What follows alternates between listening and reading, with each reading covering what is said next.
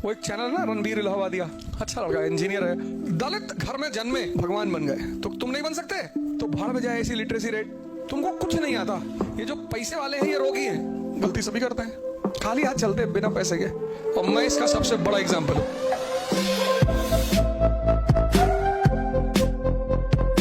न चौरहार्यम न राजहार्यम न भृत्यभाज्यम न च भारकारी व्यय कृते वर्धते एवं नित्यम, व्यय कृते वर्धते एवं नित्यम, विद्या धनम सर्वधनम प्रधानम। समझे तो कुछ हो गया नहीं। न चौरहार्यम, न चोर चुरा सकता है, न राज्यहार्यम, न राज्य छीन सकता है, न भ्रातृभाज्यम, न भाई बांट सकता है, न च भारकारी, ना ये भार स्वरूप है। 100 करोड़ रुपया लिए भार हो गया, 100 करोड़ रुपया आ गया 50% टैक्स गवर्नमेंट ले लेगी, 100 करोड़ रुपया आ गया चोर चुरा ले जाएगा। इसीलिए बुद्ध को पैसे की जरूरत नहीं है, महावीर को पैसे की जरूरत नहीं है। तुमको लगता है कि वो त्यागी है, वो भोगी है, बहुत बड़े। ये जो पैसे वाले हैं ये रोगी हैं। तुमको जो पिक्चर दिखाई गई स्पिरिचुअलिज्म की, वो बहुत उल्टी दिखाई गई। तुमसे कहा गया कि जो स्पिरिचुअल रास्ते पे जाएगा उसका परिवार छूट जाएगा। गुरु नानक का कहां छूटा? कबीर का कहां छूटा? बुद्ध ने छोड़ा, बाद में माफी भी मांगा। 100 करोड़ रुपया आ गया। यहीं से शुरू करेंगे क्योंकि आज डॉक्टर बाबा साहब अंबेडकर का जन्मदिन है। तो मैं चाहता हूं कि आज का दिन जो है वो शिक्षा दिवस के रूप में मनाया जाए, क्योंकि उनका सबसे ज्यादा जोर शिक्षा पे है। उसी पे मैं तुमसे बात कह रहा हूं कि 100 करोड़ रुपया अगर आ गया, 100 करोड़, तो इसको चोर का खतरा हो जाएगा। राज्य तुरंत स्टेट इसमें से 50% टैक्स ले लेगा। भाई कहेगा आधा हिस्सा हमें भी दो। ना चौरहार्यम ना चोर। अब इसके सामने क्या है? नॉलेज। इसीलिए भारत महान था। अब ये जो नॉलेज है, तुमने पढ़ाई तो की, कायदे से नहीं की, इसलिए तुम्हारे लिए वो धन नहीं बन पाया। तुम सब पढ़े लिखे लोग बैठे हो, कायदे से की ही नहीं पढ़ाई, तुमको कुछ नहीं आता, तुम खत्म हो। समय नहीं कह रहा हूं, मैं तो बड़ा अप्रिशिएट करता हूं तुम लोगों को। ऐसे तुम्हारा घर परिवार मास्टर टीचर अगल बगल वाले कहते हैं। अब ये जो नॉलेज है ये चोर ले नहीं सकता। ये राज्य इसमें क्या टैक्स मांगेगा, और भाई इसे छीन नहीं सकता। ये है इस श्लोक का पहला लाइन। न चौरहार्यम न राज्यहार्यम न भृत्यभाज्यम न च भारकारी। भार नहीं है। व्यय कृते वर्धते एवं नित्यम। इसको तुम जितना खर्चा करो ये बढ़ता जाता है। ये सबसे बड़ा सिद्धांत है इसका। खर्चा करो बढ़ा, और मैं इसका सबसे बड़ा एग्जांपल हूं। इसको तुम जितना खर्चा करो, इसको खर्चा कर ही नहीं सकते। व्यय कृते वर्धते एवं नित्यम। खर्चा करते जाओ बढ़ता जाए। विद्या धनम सर्वधनम प्रधानम। सारे धनों में श्रेष्ठ है विद्या का धन। तो लेकिन कैपिटलिज्म को पता था कि अगर इस श्लोक ने, एग्जाम्पल अंबेडकर, एक दलित घर में जन्मे भगवान बन गए, तो तुम नहीं बन सकते?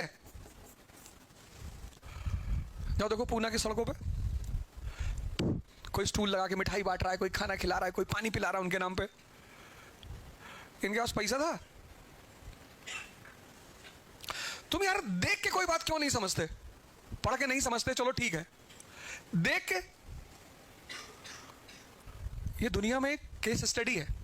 अगर ये ब्राह्मण होते तो कोई बात नहीं, क्योंकि ब्राह्मण का काम ही है पढ़ना।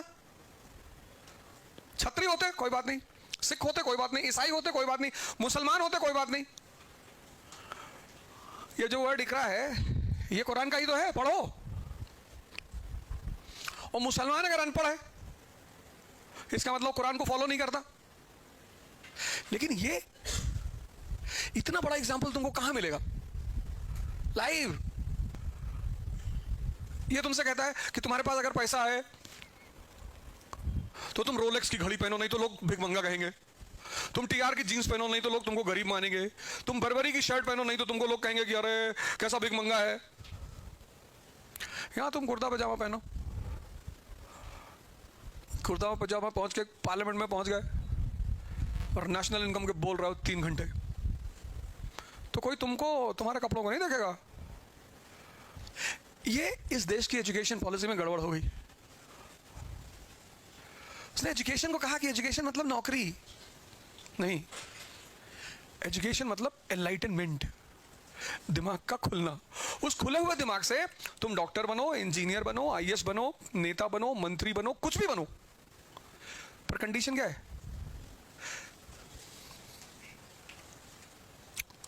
तुम्हारे महाराष्ट्र के एक हमारे दोस्त हैं डॉक्टर सुनील गायकवाड़, लातूर से मेंबर ऑफ पार्लियामेंट थे वो।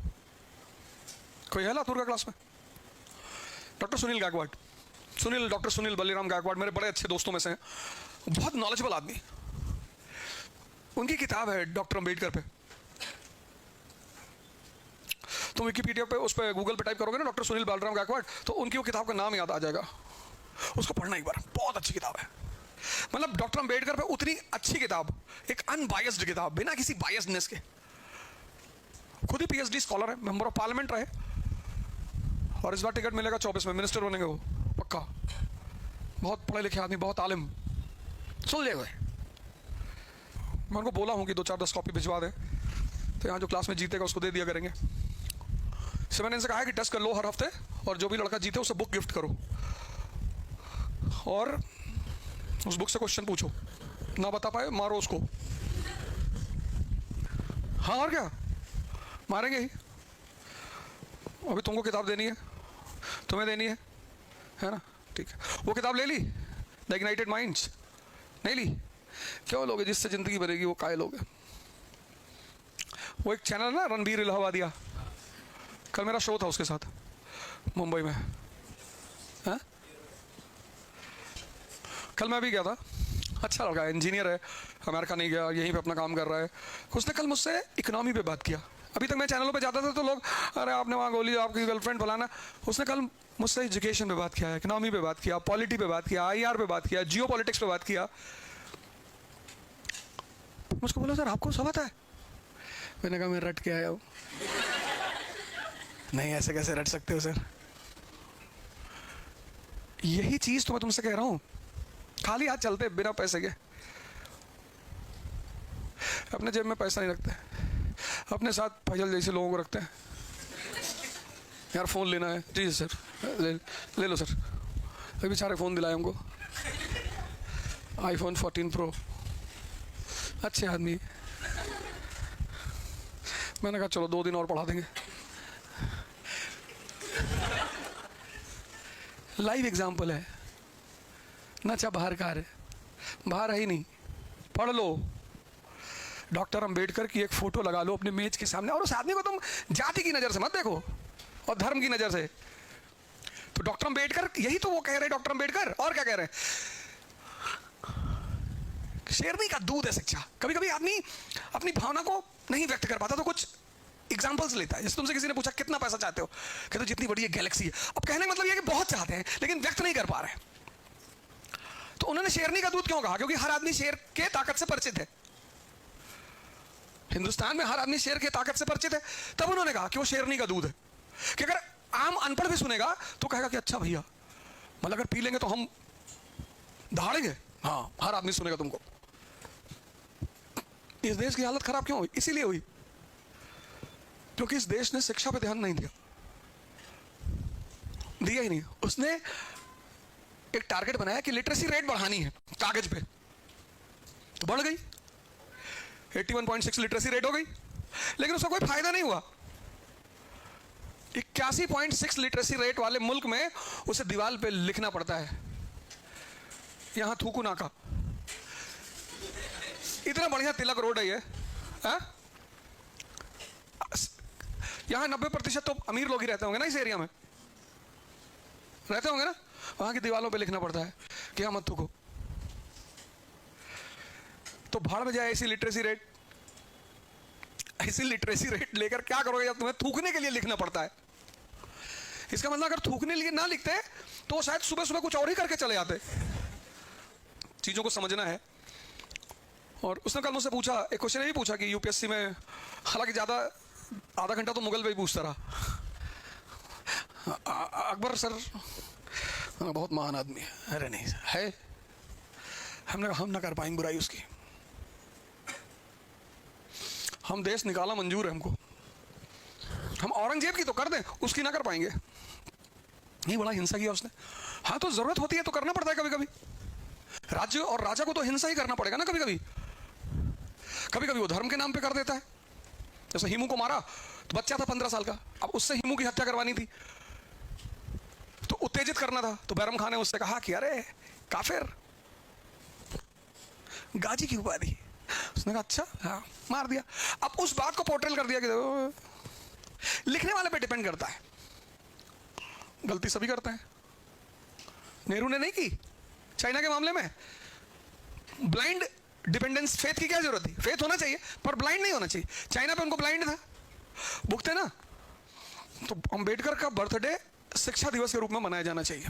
और उस दिन शिक्षा क्या है, मैंने एक वीडियो बनाई थी पिछले बर्थडे पर उनकी, वज्रयान, अरे नवयान, वो देखा था?